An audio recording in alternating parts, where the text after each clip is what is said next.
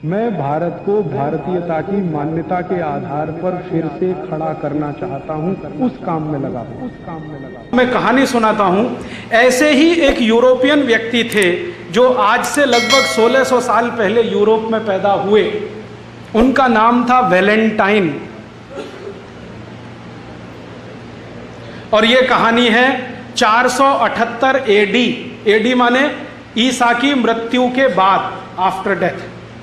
आज से लगभग 1300 साढ़े 1300 साल पहले की कहानी। एक वैलेंटाइन नाम के महापुरुष ने जन्म लिया जो ये कहता था कि हम जो शारीरिक संबंध रखते हैं कुत्तों की तरह से, जानवरों की तरह से, ये अच्छे नहीं हैं।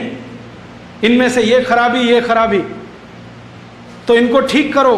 एक पति एक पत्नी के साथ रहो, विवाह करके रहो, शारीरिक संबंधों को उसके बाद ही शुरू करो। ऐसी ऐसी वो बातें करते थे।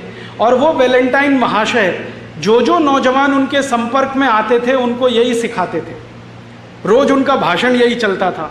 संयोग से वो चर्च के पादरी हो गए, तो चर्च में आने वाले हर आदमी को यही बोलते थे कि भाई शादी कर लो तभी संबंध रखो, बिना शादी के संबंध मत रखो। तो कोई उनसे पूछता था कि आपको ये वायरस कहाँ से घुस गया, ये तो यूरोप में है नहीं कहीं।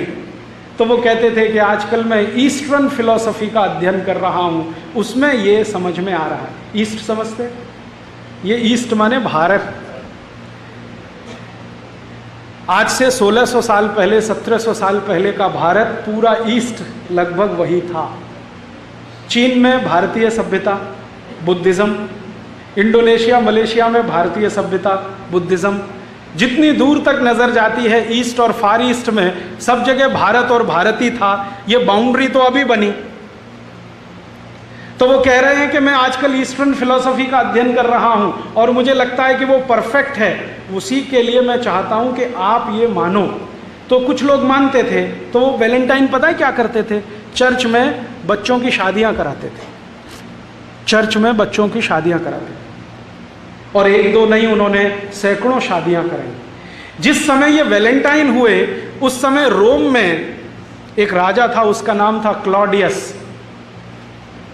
बड़ा राजा था, सम्राट है, चक्रवर्ती सम्राट। क्लॉडियस ने कहा कि ये जो आदमी है वैलेंटाइन, हमारी यूरोप की परंपरा को बिगाड़ रहा है।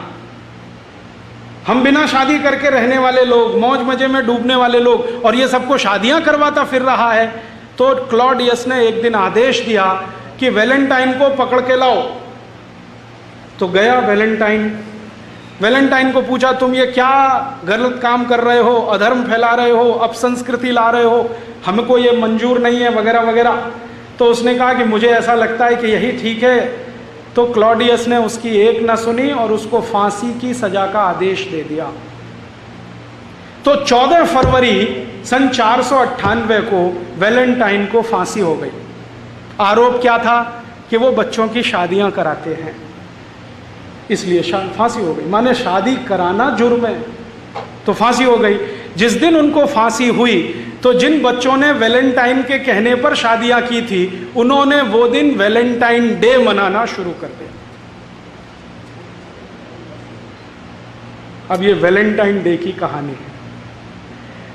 यूरोप में वैलेंटाइन डे होता है क्योंकि वहां शादी नहीं होती, और जो कर ले वो वैलेंटाइन डे मनाता है। अब भारत में बिना अकल, बिना सोचे, बिना समझे हमने वैलेंटाइन डे चालू कर दिया। स्कूलों में, कॉलेजों में पागलों की तरह से Valentine day, Valentine day, Valentine day. और इस धंधे में बड़ी बड़ी कंपनियां लग गई जिनको ग्रीटिंग कार्ड्स बेचने हैं। वैलेंटाइन डे का ग्रीटिंग कार्ड, वैलेंटाइन डे का गिफ्ट, और वैलेंटाइन डे का तो मिठाई, और वैलेंटाइन डे का तो ये, और वैलेंटाइन डे का वो। और टीवी चैनलों ने धुआंधार उसका प्रचार कर दिया। तो गली मोहल्ले, छोटे छोटे बच्चे 10-10, 12-12 साल के वैलेंटाइन डे में फंसे हुए हैं। हाँ, और ऐसे मूर्ख हैं कि वो जो कार्ड भेजते हैं ना, उसमें लिखते हैं would you be my Valentine. हाँ, इसका सही मतलब है कि आप मेरे साथ शादी करोगे। और वो एक को नहीं 10-10 को भेज देते हैं, 20-20 को भेज देते हैं, 25-25 को, would you be my Valentine. अभी मैं तो एक दिन तंग हो गया, परेशान हो गया। बंबई में मैं एक सज्जन के घर खाना खाने गया तो उनके घर में एक दादाजी हैं, दादाजी 65 साल के, उनको 25 ग्रीटिंग कार्ड आए हैं, लिखा हुआ would you be my Valentine.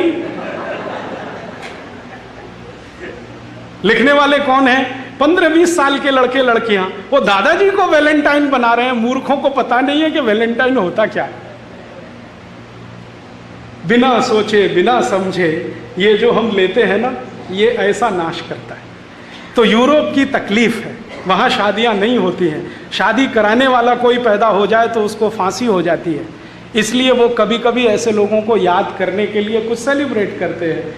हम उनकी नकल करें ये बिल्कुल जरूरी नहीं। ऐसा है यूरोप।